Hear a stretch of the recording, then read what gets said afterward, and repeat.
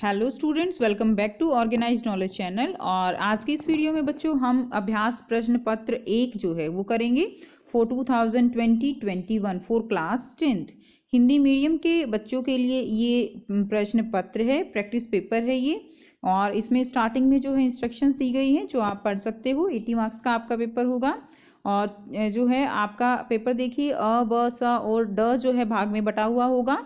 इसमें 36 जो है बेटा प्रश्न होंगे। 1 से 20 तक जो प्रश्न होंगे वो सभी लघु उत्तरीय प्रश्न होंगे, यानी बहुविकल्पीय प्रश्न एमसीक्यूज होंगे, और जिनका उत्तर एक शब्द या एक वाक्य में दिया जाना होगा।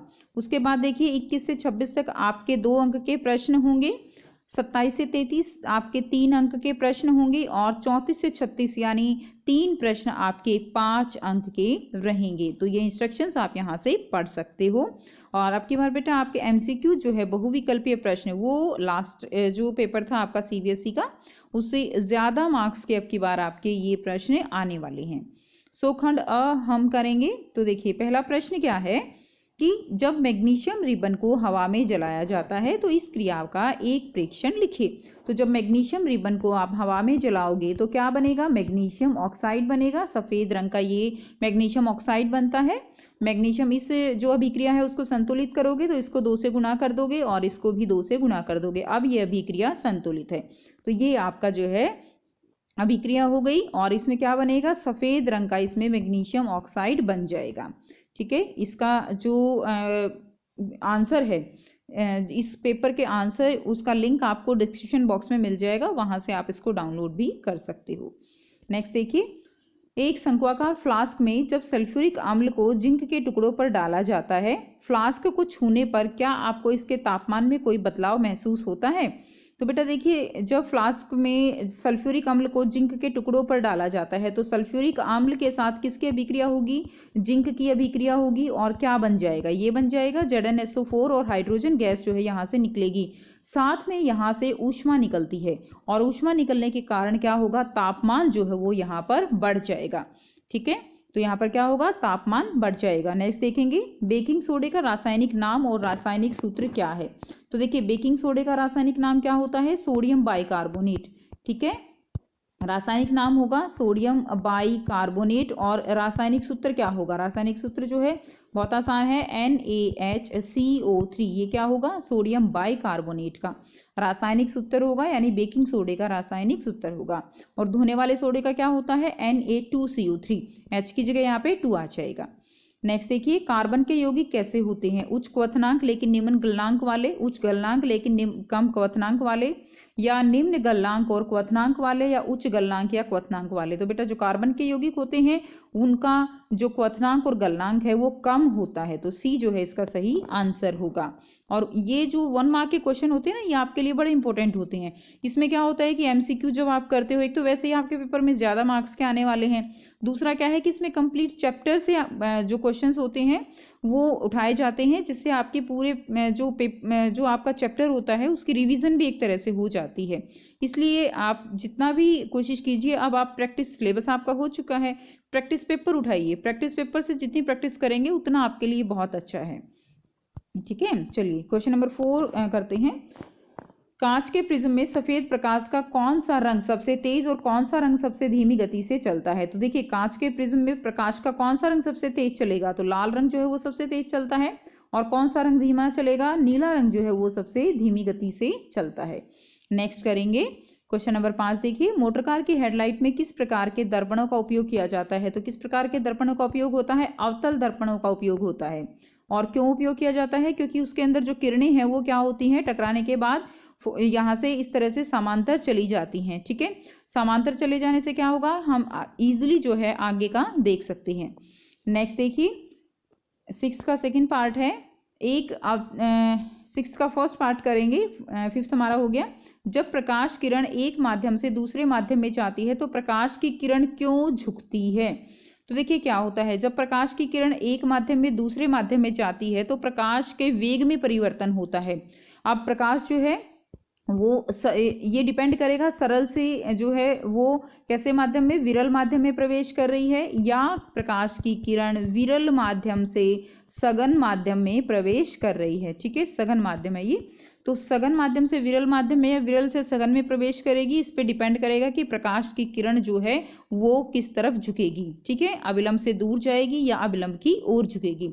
क्यों होगा ऐसा? वो होगा इसलिए क्योंकि प्रकाश के वेग में परिवर्तन आ जाता है जब प्रकाश की किरण एक माध्यम से दूसरे माध्यम में प्रवेश करती है।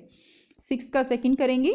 एक अवतल दर्पण द्वारा एक वस्तु के प्रतिबिंब को पर्दे पर प्राप्त करने के लिए उसे किसके बीच रखा जाना चाहिए कि उसका प्रतिबिंब वास्तविक, उल्टा और आकार में बड़ा बने?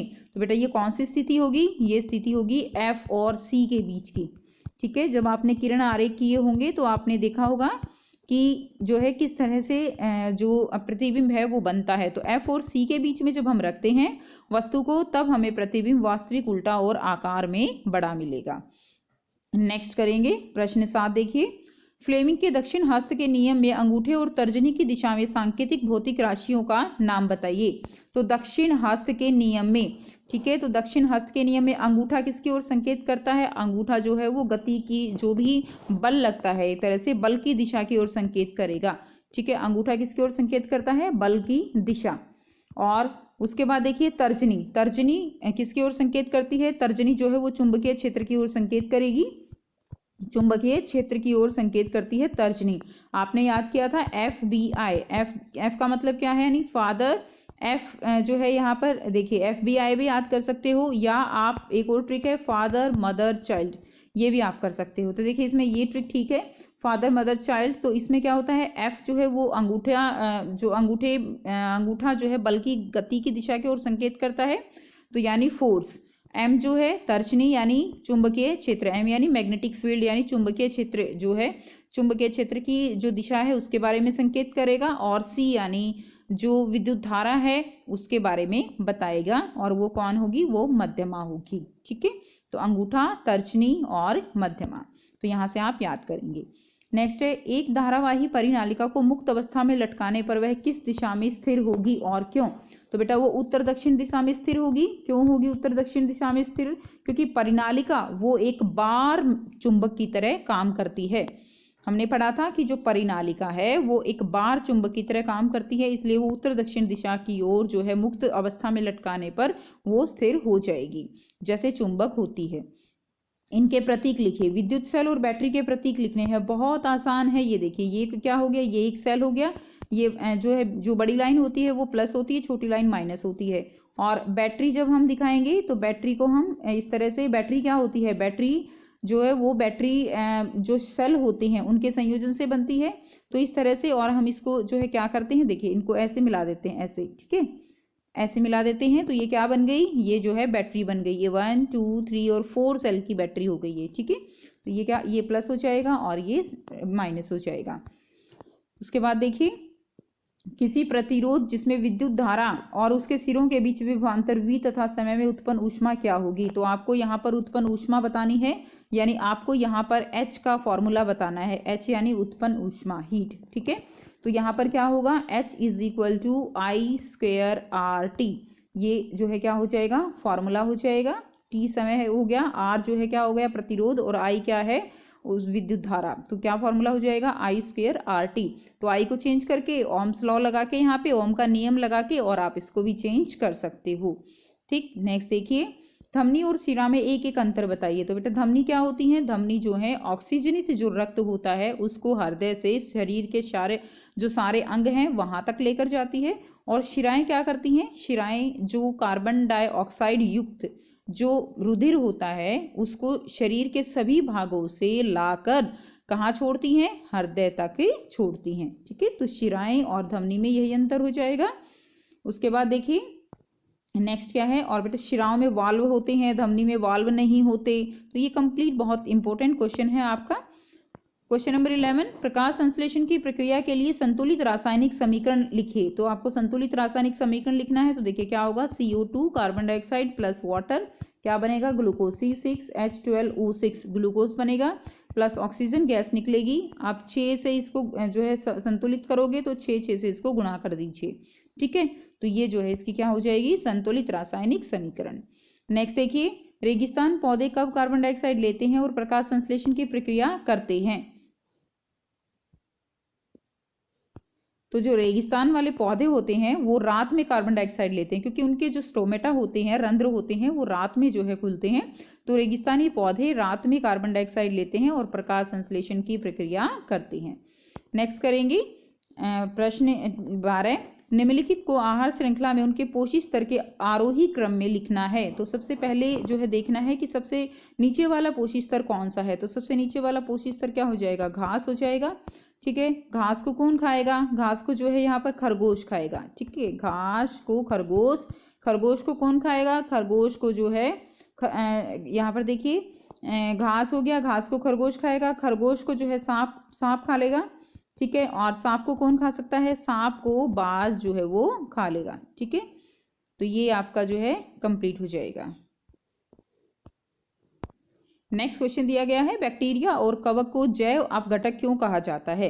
तो बैक्टीरिया और कवक को जैव अपघटक क्यों कहा जाएगा, क्योंकि जो बैक्टीरिया और कवक हैं वो जो गले सड़े पेड़ पौधे होते हैं, जंतु होते हैं, उनको एक तरह से खत्म कर देते हैं। इनको हमारे पर्यावरण का आप कह सकते हो कि सुरक्षा रखने वाले हैं, ये उनकी सफाई कर्मचारी इनको आप कह सकते हो पर्यावरण का। तो बैक्टीरिया और कवक उनको इसीलिए जैव अपघटक कहा जाता है, क्योंकि ये अपघटन कर देते हैं गली सड़ी वस्तुओं का, मरे हुए जीवों का। ठीक है, और फिर वो जो पोषक होते हैं वो मिट्टी में मिल जाते हैं और पौधे दोबारा से उनको अवशोषित कर लेते हैं। नेक्स्ट प्रश्न 13 क्या है, हमारे पाचन तंत्र में किसी एक एंजाइम का नाम लिखिए और उसका कार्य भी लिखना है आपको। तो हमारे पाचन तंत्र में एक एंजाइम का नाम जो है वो क्या हो जाएगा, एंजाइम का नाम है अमाइलेज एंजाइम। ठीक है, एंजाइम का नाम क्या है, अमाइलेज एंजाइम। और कार्य क्या होगा उसका, कार्य होगा उसका स्टार्च जो है उसको किस में बदलता है, उसको शर्करा में बदलता है। ठीक है, स्टार्च को शर्करा में बदलता है। नेक्स्ट करेंगे प्रश्न संख्या 14, 15, 16 के लिए दो कथन दिए गए हैं, एक अभिकथन ए और एक अन्य अभिकारण आर है। इन प्रश्नों के सही उत्तर का चयन कोड ए, बी, सी और डी से नीचे दिए अनुसार करिए। तो देखिए यहाँ पर आपको दिए गए हैं ए और आर दोनों सत्य हैं। आर अभिकथन की सही व्याख्या है। आपको पहचानना है कि ए जो है, ए यानी क्या है, यहाँ पे ए अभिकथन है और आर क्या है, आर उसका रीजन यानी कारण है। तो ये देखना है हमें, देखिए जैसे अभिकथन और कारण दिया गया है तो देखना है कि क्या ए और आर दोनों सत्य हैं और क्या जो कारण है वो अभिकथन के लिए उपयुक्त है। तो आप इसमें अतः लगाकर देख सकते हो कि ऐसा इसलिए होता है क्योंकि। ठीक है, एक निष्कर्ष निकालते हैं ना, तो उस तरह से ये क्वेश्चन आपके सॉल्व होंगे। बी में भी यही है, ए और आर दोनों सत्य है किंतु आर अभिकथन की सही व्याख्या नहीं है। सी क्या है, ए सत्य है किंतु आर असत्य है। डी क्या है, ए असत्य है किंतु आर सत्य है। तो इसमें हम जो है यहाँ पर जब प्रश्न करेंगे तो तब आपको ये चीज़ क्लियर हो जाएगी। देखिए प्रश्न 14 क्या है, अभिकथन दिया गया है कि श्वसन जो है वो एक ऊष्माक्षेपी क्रिया है। अब ये तो बिल्कुल ठीक बात है कि श्वसन जो है वो क्या है, एक ऊष्माक्षेपी अभिक्रिया है, उसमें ऊष्मा निकलती है जिसका ऊर्जा का उपयोग हम करते हैं। तो अभिकथन तो ठीक हो गया। अब कारण क्या दिया गया है, श्वसन एक ऐसी प्रक्रिया है जिसके अंदर ग्लूकोज ऑक्सीजन के साथ मिलकर कार्बन डाइऑक्साइड और पानी में विघटित हो जाता है और यह प्रतिक्रिया कुछ ऊर्जा भी छोड़ती है। तो बेटा ये प्रक्रिया होती है तभी तो श्वसन जो है ऊष्माक्षेपी अभिक्रिया है। तो हम यहाँ से क्या निष्कर्ष निकालते हैं कि अभिकथन भी ठीक है, कारण भी ठीक है और जो कारण है वो अभिकथन की सही व्याख्या है। तो यानी इसका उत्तर क्या हो जाएगा, इसका आंसर हो जाएगा ए। आप करते हैं प्रश्न 15। देखिए 15 1 और 2 जो है इनमें से आपको एक का उत्तर देना है यहाँ पर। ठीक है, इस तरह आपको यहाँ पर इंटरनल चॉइस दी गई है। अभिकथन दिया गया है, मेंढक ज्यादातर खाद्य श्रृंखलाओं में दूसरे पोषी स्तर पर आते हैं। तो बेटा ऐसा तो नहीं है कि मेंढक दूसरे पोषी स्तर पर ही आएगा। ठीक है, तो ये हमारा अभिकथन ही गलत हो गया। कारण देखिए क्या है, मेंढक ज्यादातर कीड़ों का भोजन करते हैं जो पौधों पर निर्भर करते हैं। तो ये बात ठीक है कि मेंढक ज्यादातर कीड़े खाते हैं और कीड़े क्या हैं, वो पौधों को खाते हैं। तो ये ठीक है। तो इसका मतलब क्या हुआ, अभिकथन गलत है और कारण जो है वो ठीक है। तो डी जो है इसका आंसर हो जाएगा, डी। उसके बाद नेक्स्ट देखिए, अभिकथन दिया गया है, खाद्य श्रृंखला में तीसरे पोषी स्तर पर मांसाहारी का आधिपत्य है। तो बेटा ऐसा जरूरी नहीं है कि हर एक तीसरे स्तर पर मांसाहारी ही आएगा।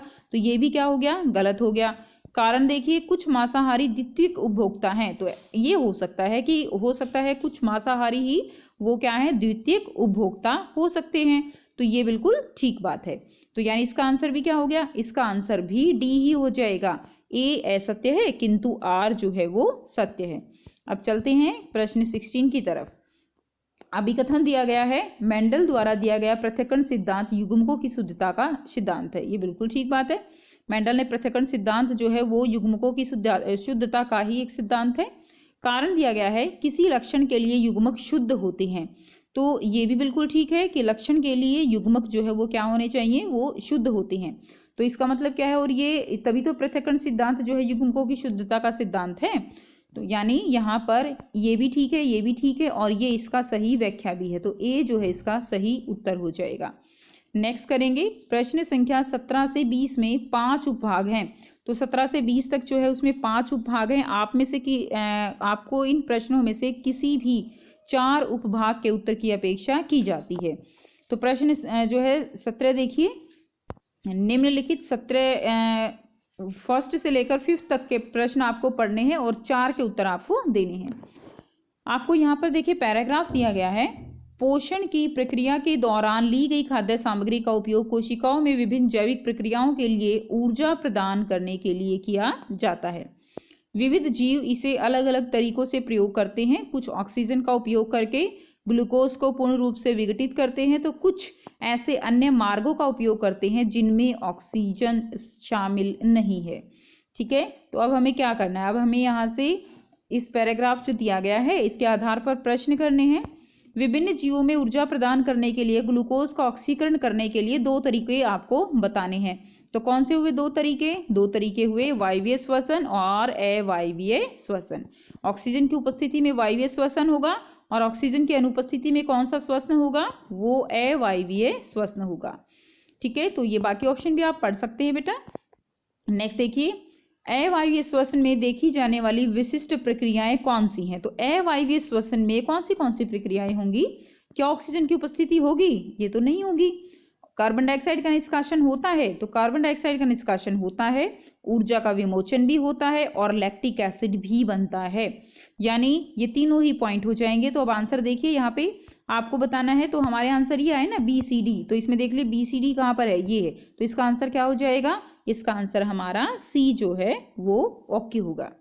नेक्स्ट करते हैं, मांसपेशियों में थकान होती है। तो मांसपेशियों में जो थकान होती है, ठीक है, वो क्या है? अवायवीय श्वसन है, अवायवीय श्वसन है, अवायवीय किण्वन है या सांस लेना? तो बेटा किसके कारण मांसपेशियों में थकान होती है? अवायवीय श्वसन के कारण मांसपेशियों में थकान होती है। बी जो है इसका सही आंसर होगा। नेक्स्ट देखिए, ऑक्सीजन की उपस्थिति में पाइरूवेट का विघटन होता है। तो ऑक्सीजन की उपस्थिति अगर है तो पाइरूवेट का विघटन कहाँ होगा? पाइरूवेट का विघटन होगा माइटोकॉन्ड्रिया में। ठीक है, कहाँ पर होगा? माइटोकॉन्ड्रिया में। तो ए जो है इसका सही आंसर हो जाएगा। नेक्स्ट करेंगे, मनुष्य में जब ग्लूकोज को तोड़ने के लिए शरीर को जब दिल और फेफड़े पर्याप्त ऑक्सीजन प्रदान नहीं करते तो वे आराम से सांस लेते हैं ताकि ग्लूकोज को विघटित किया जा सके। ऐसा होता है। ठीक है, तो देखिए क्या बनता है, जब ग्लूकोज को जब पूरी तरह से ऑक्सीजन नहीं मिल पाती तो क्या बनता है? तो क्या बनता है बच्चों? उसमें लैक्टिक एसिड बनता है। क्या बनता है? Lactic acid. ठीक है, तो सी जो है इसका सही उत्तर हो जाएगा। नेक्स्ट करेंगे प्रश्न 18। निम्नलिखित 18 1 से 5 तक दिए गए हैं। ठीक है, किन्हीं 4 के उत्तर आपको देने हैं। इसी तरह यहाँ पर भी कुछ जो है इंफॉर्मेशन दी गई है, इसी के आधार पर आपको आंसर करने हैं। संयोजकता, किसी भी तत्व की संयोजकता उसके परमाणु के सबसे बाहरी कोश में उपस्थित संयोजकता इलेक्ट्रॉनों की संख्या से निर्धारित होती है और परमाणु आकार एक परमाणु की त्रिज्या को संदर्भित करता है। तो बिल्कुल ठीक बात है। परमाणु का आकार मतलब क्या है कि परमाणु की त्रिज्या वो जो है उसको बताता है। परमाणु आकार नाभिक के केंद्र और पृथक परमाणु के सबसे बाहरी कक्ष के बीच की दूरी है। तो बेटा जो कक्ष जो है सबसे बाहरी होगा और नाभिक से वो जो है क्या होगी, वो जो है उसकी क्या होगी, उसका परमाणु का आकार रहेगा। ठीक है, उसी से हम त्रिज्या निकाल सकते हैं। अब देखिए प्रश्न दिया गया है, परमाणु संख्या 12 वाले मैग्नीशियम और परमाणु संख्या 16 वाले सल्फर की संयोजकता क्या है? तो देखिए 12 वाला मैग्नीशियम है, तो जब आप इसको जो है इलेक्ट्रॉन इसके बांटते हो तो कितना बना? 2 8 2, तो इसकी संयोजकता कितनी हो गई? इसकी संयोजकता हो गई 2। और अगर हम 16 वाले को देखें तो देखिए 2 8 और 6।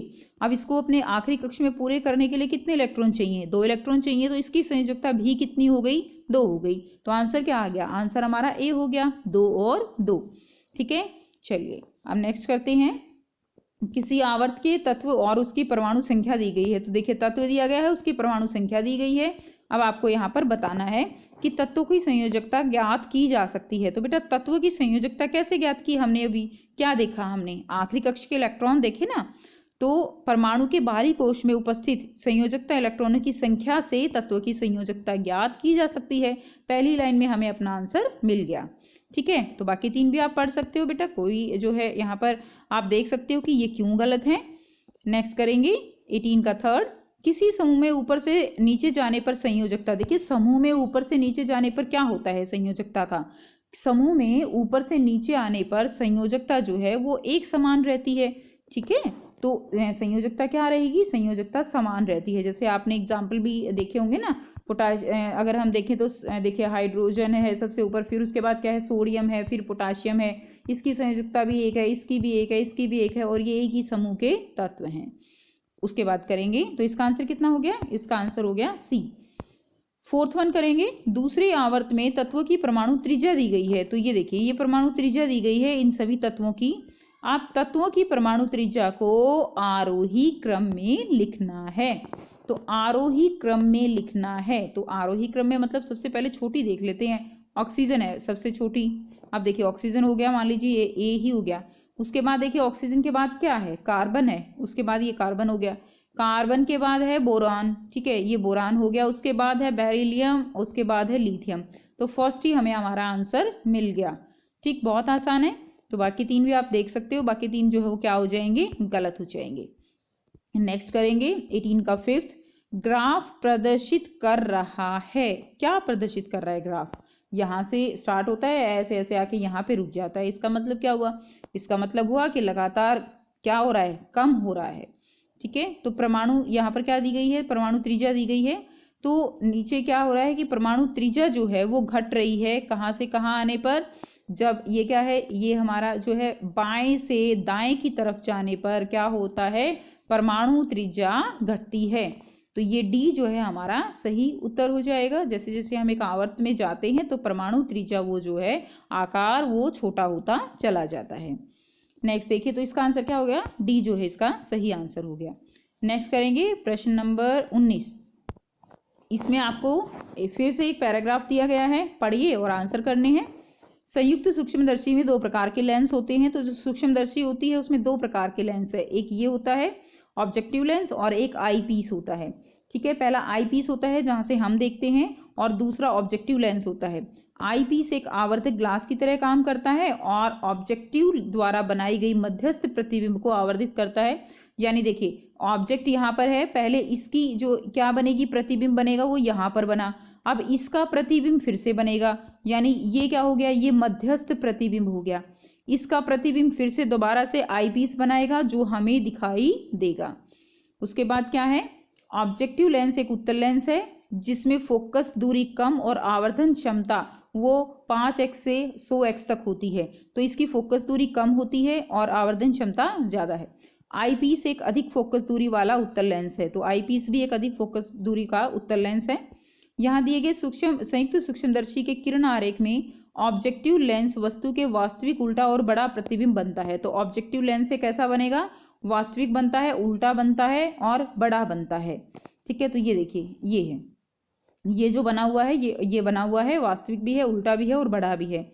अब ये जो I1 है ये प्रतिबिंब क्या बना, I1। अब ये I1 प्रतिबिंब आई पीस के लिए एक वस्तु का काम करेगा। ठीक है, इससे प्रतिबिंब बना यहाँ पर, और ये जो प्रतिबिंब है ये बिंब की तरह काम करेगा, किसके लिए, आई पीस के लिए। तो आई पीस एक आवर्त ग्लास की तरह कार्य करता है और वस्तु का कैसा प्रतिबिंब बनता है, आभासी बनता है, सीधा बनता है और बड़ा प्रतिबिंब बनता है। ठीक है, जो हम देख पाते हैं। अब देखिए यहाँ पर प्रश्न दिए गए हैं, संयुक्त सूक्ष्मदर्शी बनाने के लिए किस प्रकार के लेंसों की आवश्यकता होती है। तो हमने अभी पढ़ा किस प्रकार के लेंस है, दोनों ही उत्तल लेंस है, तो बी हमारा सही उत्तर हो जाएगा। अब नेक्स्ट देखिए ऑब्जेक्टिव लेंस है। तो ऑब्जेक्टिव लेंस हमने पढ़ा था ऊपर, ऑब्जेक्टिव लेंस जो है वो कैसा लेंस होता है, ऑब्जेक्टिव लेंस होता है जिसकी फोकस दूरी कम और आवर्धन क्षमता ज्यादा हो। तो यहाँ पर फोकस दूरी कम और क्षमता जो है वो क्या होनी चाहिए, अधिक होनी चाहिए। तो ए जो है इसका सही उत्तर हो जाएगा। तो बेटा बहुत आसान है, पैराग्राफ में से ही आंसर ढूंढने हैं आपको।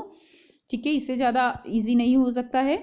उसके बाद देखिए ऑब्जेक्टिव लेंस द्वारा बनने वाला प्रतिबिंब, हमने अभी देखा इसी में आंसर, ऑब्जेक्टिव लेंस द्वारा प्रतिबिंब कैसा होता है, वास्तविक, उल्टा और बड़ा। बस यही जो है आपका आंसर हो जाएगा। तो क्या हो गया, वास्तविक, उल्टा और बड़ा, ए जो है इसका आंसर हो जाएगा।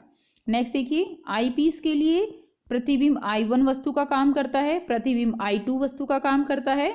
ठीक है, वस्तु करती है उपरोक्त में से कोई भी नहीं। हमने अभी देखा कौन काम करता है आईपीस के लिए, ये I1। ठीक है, I1, और ये जो बनती है वो क्या है, I2 फाइनल इमेज।